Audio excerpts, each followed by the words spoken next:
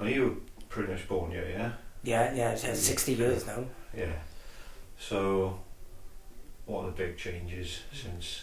Well, I did the first thing I was going to say is that outdoor toilet, tin baths for 11 of us.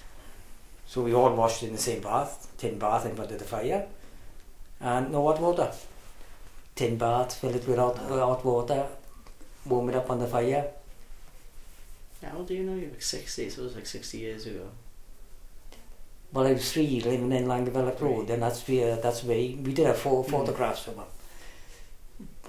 And it would start with my father would have his bath first, then the older brother would get in, and we'd work our way down. So by the time me and Philip got in the bath, because we were the youngest, we would probably get out dirtier than we actually got in the bath. So so that was. It's not the peak of hygiene, is well, it? it's not the peak of hygiene, but never went to school with it. You went to St Joseph's, didn't you? Went to St Joseph's. We lived in the end house of Waun Wen School in Lion Street. We lived there for 11 years. No central heating, but we did have a bath, hot water, and we had 2 indoor toilets. When my father died, I was 13. We wanted to buy it because there was still the 10 children living in the house. The council wouldn't sell it to us because we all wanted to chip in and buy it. And it's a 4-bedroom house, 2 toilets, 2 bathrooms. The bottom corner, coming off Carmarthen Road, that was the paper shop. Me and my brother Philip started there when I was 5 and he was 6, started working as paper boys, and we carried on until we were 14. But all Lion Street was the same, but they were terraced houses the same as this, and then they knocked them all down, and then they built the new, it's the old estate now, but then they built all the estate then because they cleared all the land, and he built all that estate over from Lion Street over, and Bremelin Street, they built all that up. So, yeah, Jean Hall used to live there. She had about 7 kids. Well known right through the area, Jean Hall was. Knew everybody in the street. Remember finding a football, kicking it against somebody's window.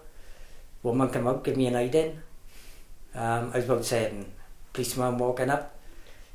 He said, well, what's going on? He kicked the ball against my window, and he said, can I sort it out to the woman? And he said, I can either take you home to your parents or I can give you a clout. And he hit me. I spun about 3 times, landed on the floor, and then he picked me up and he said, don't do it again, and I'm taking the football. So he took the football, but that was the police in that day. Same as Canes, and I mean 6 of the best, 12 of the best. Was just a daily thing in school. Not so much for me, but for the older brothers. You went to Pendragon, Nathan?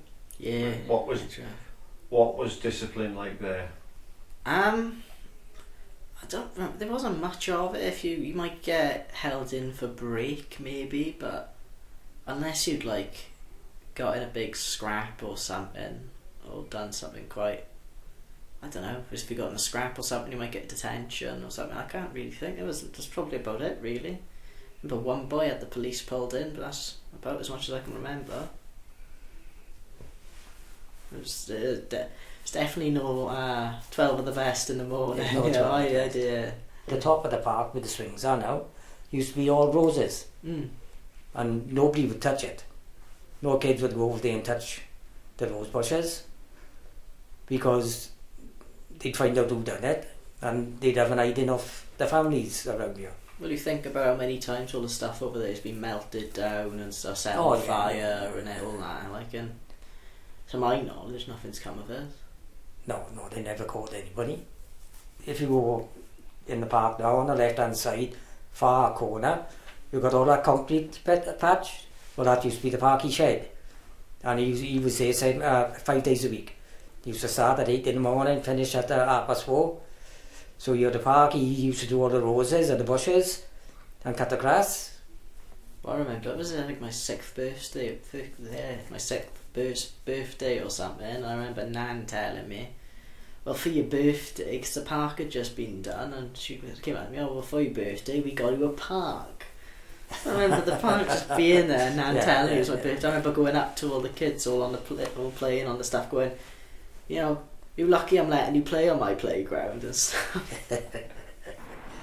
Waun Wen used to be from Carmarthen Road across to the hill. That was Waun Wen. From this side was all Green Hill. And the Green Hill is the park, is the bank going down. That's why they called it Green Hill, because of the park. All this side was, I can't remember what this street was called. Could have been Park Terrace, but I don't think it was Waun Wen. It's like the park was never called, it's Bremelin Park now. It's never called Bremelin Park. It was always St Joseph's Park. My mother died when I was 2. My father died when I was 13. And when they sold the house, they was building the new estate. That's the estate down in Lion Street and Bremelin Street, and they was going to build 2 houses and knock it into one for us. But they ended up putting us in Bremelin Flats. Jean Hall was the first one to move in there. She had the ground floor. We were on the 2nd floor. We knew everybody. Jean Hall would, in the summer holidays, just a bus would pull up, a 50-odd seater. Any kids in the street, get them on the bus.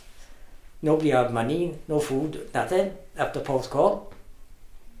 Then parents would be looking for their kids. Couldn't find the kids. And then they'd be saying, Jean Hall's got a trip on. And she'd get them all in for nothing.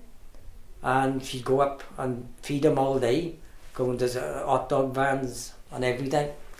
And that was their day, and they wouldn't come home till 10 o'clock at night. So that was Jean Hall. Didn't ask her parents, so we were older brothers and sisters. She just said, Jeff, get on the bus. And he was gone. And he came home 10 o'clock in the night. So, and she'd do that every summer holiday.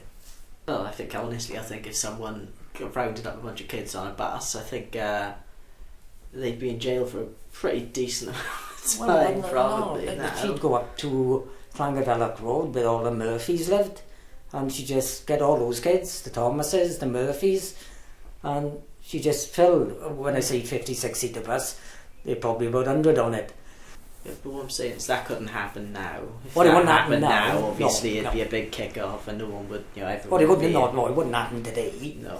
If someone did, say someone came up in a bus, we were all getting on the bus. Well, he wouldn't go, would you? Stranger dangers, obviously, they'd be arrested for taking the kids. Yeah, but we all knew, every family knew each other then. Yeah. It's like all this area. I mean, I could walk in any house for a glass of water. You go in the back door, you wouldn't ask, you just go in, get a cup, glass of water, and they shout who's there. Oh, it's Jeff Jones. Oh, a glass of water, and you walk back out. And that was it. The community feel, because that's gone. It's completely gone. I remember when I was really, really little, there was a little bit left. Like everyone would come out and have like a bit of a party for like New Year's and stuff. New Year's Eve, you'd all be out on the street. On the streets, and I was singing and dancing and yada yada yada. But now it's non-existent. No. It was a little bit of like a resurgence of it with COVID, but now it's just back to nothing. I think people are able to be more independent. I feel like when you were younger, people had to band together because of the level of poverty. Like the level of poverty now compared to the level of poverty 60 years ago is completely different. And now, back then, everyone would have to band together to sort of like make it through the day and to get enough food. And if someone didn't have a meal, you can come over mine and have some food. But now people are able to live on their own, so I think people are more selfish and able to be more independent. And it wasn't only that, from the age of 3, I was out roaming the estates around here. Never go outside Green Hill. Always stayed in Green Hill. Wouldn't go across Carmarthen Road, although I did get run over on Carmarthen Road once, but it wouldn't go over to Waun Wen, and it wouldn't go over Divati. I remember when I was about like, you know, literally probably about like 5 through to about maybe 10, there'd be like barrels of us over the park, you know, wrestling, playing on the hill, you know, playing tag or whatever, playing whatever, or even just popping in each other's houses, and it'd be like nothing. But now I couldn't, like, it just doesn't happen. It just doesn't happen. You just don't see people really over the park. No. Apart from, you know, really little kids with their parents and stuff. 60 years ago, I feel like it was almost too open. As in, like, you know, you're letting 3-year-olds go, like, you know, you're there everywhere. But, like, now, it's too coddled. It's too coddled. There needs to be a good happy medium between where you let your kids go out and play or whatever. But then you're also not, like, you know, letting people who can't look after themselves, you know, go out and, like, sort of, like, I think just CCTV would do wonders. Just like a camera or something over there. No, I'm not saying like all up and down the streets now. I'm talking just 1 or 2 over the park, because you see a lot of like drug addicts and people of that sort of just drug addicts really, and they're just walking around. And you can tell that they're not there. They're not there. They're obviously off it, and something to sort of almost, if they're doing it over the park or they're doing it around the playground or something, to catch them, to start to like, even like just to be able to be like, right, we've got you, and we're going to take you away from this area, don't come back to this area. Yeah, the young disabled club done a lot for this area. As I say, my 3 kids, Philip's, my brother's 3 kids, we all used to go down here, but then they used to use it as a social club. So they'd be down here in the nights. So if they weren't training, they would go down there. We tell them, you know, be home by 9, and of course it was on the doorstep, so it done a lot for the area. That was a good centre.